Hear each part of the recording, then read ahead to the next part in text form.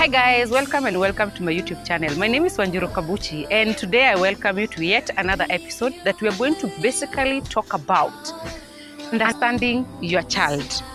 This season, your kids are at home. Your children, you're with them for holidays.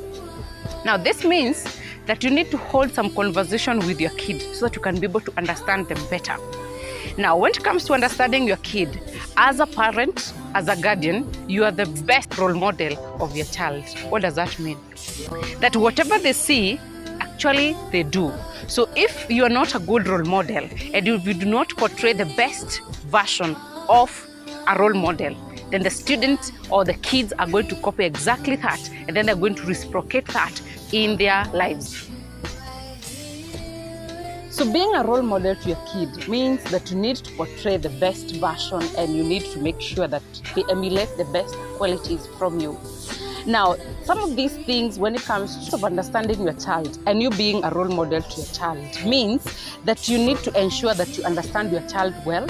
Is your child a white child? Is your child an introvert? Is your child an extrovert? So that you can be able now to deal with the kid depending on the character that they portray.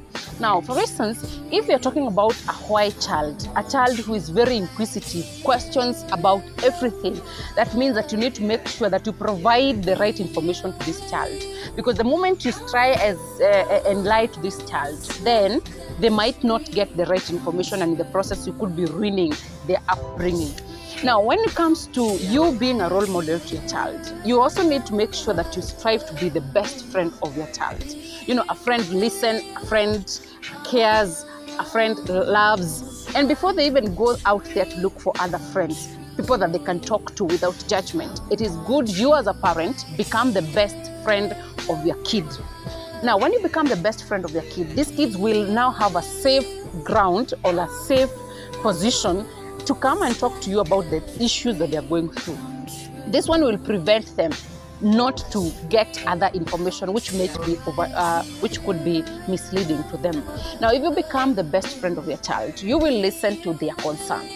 You will understand them without judgment. You're going to strive to ensure that you solve some of the things that you're going through. And that is the best way possible, so that you can prevent negative influence from other friends. And then you also prevent getting the information not from the right people. So this, I'm calling upon all of you as parents, as role models, as guardians, please strive to be the best role model and strive to be the best friend of your kids. That one will save a lot, because it will ensure that your daughter or your son has found a safe person, has found a very good person who listens, understands them, and guide them accordingly. Now, this has been a big issue when it comes to where the students or where the kids getting the information from. Now, if they don't get the right information from the right people, they are going to jeopardize their upbringing. They are going to get so much other information that is not necessary out here. Internet will provide to them information, but you as a parent, it is good that you see what your kids are getting.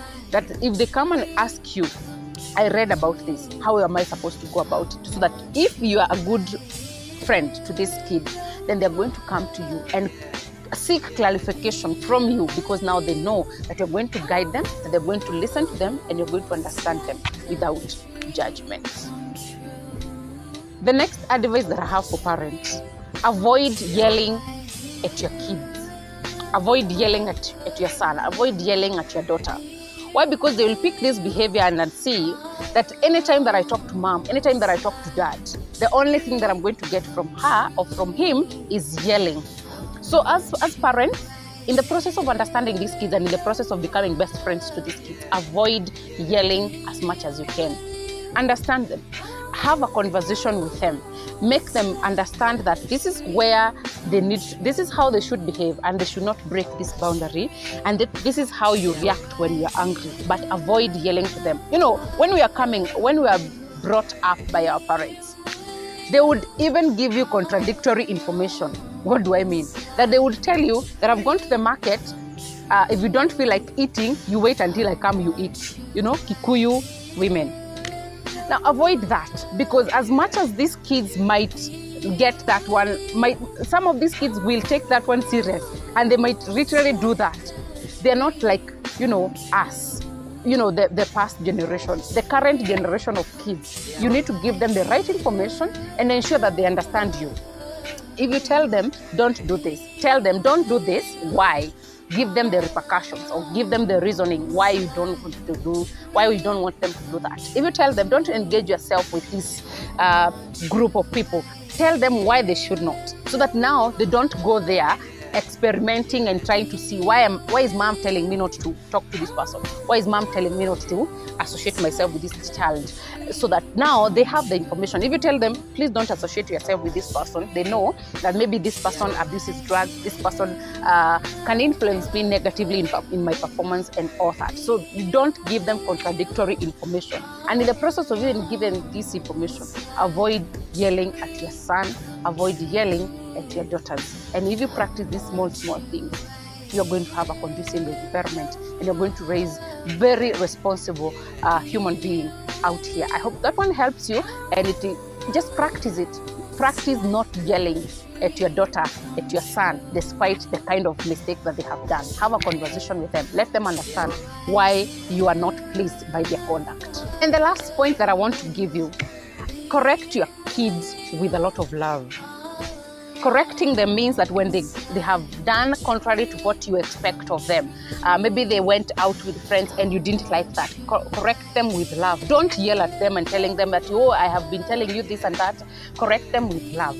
If they have extended the time of watching maybe TV, correct them with love. Don't start threatening them, giving them threats and all that, because what kids usually do, they like experimenting. So the moment you tell them that I will not, you start correcting them and giving them threats, they will do exactly what you are telling them not to do, and then they see whether you're going to actually do the threat. So avoid that kind of an approach. So when you're correcting these kids, avoid giving them threats, avoid,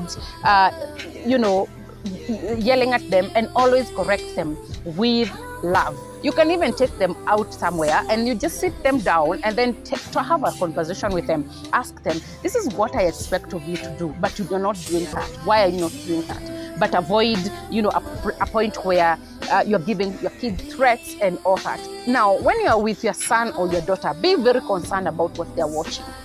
Allow yourself, because we are in an era where internet is so free and everybody is accessing it. So it is good that you even have a conversation with them. As much as you monetize,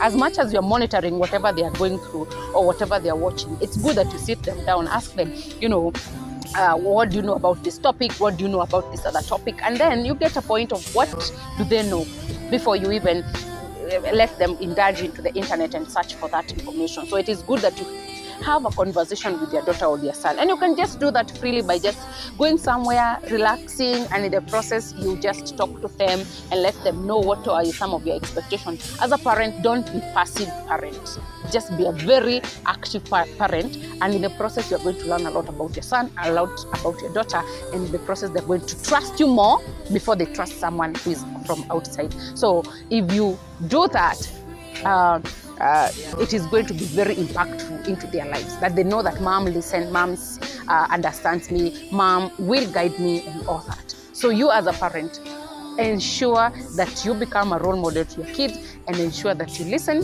to them and understand them and correct them with a lot of love. If you find this video very impactful, please don't hesitate to subscribe to my channel. I will highly appreciate. And I'm here to ensure that I take you through this journey of ensuring that you create good and conducive environment and conducive relationship and healthy relationship, especially with your kids, because I've seen that if you do not have a healthy relationship with your son, with your daughter as they are growing up, they're likely to be messed up here, because teens are very experimental, and so if they do not confide in you as a parent, then they're going to get so much information out here from different other people, and that one is likely to mess up with them.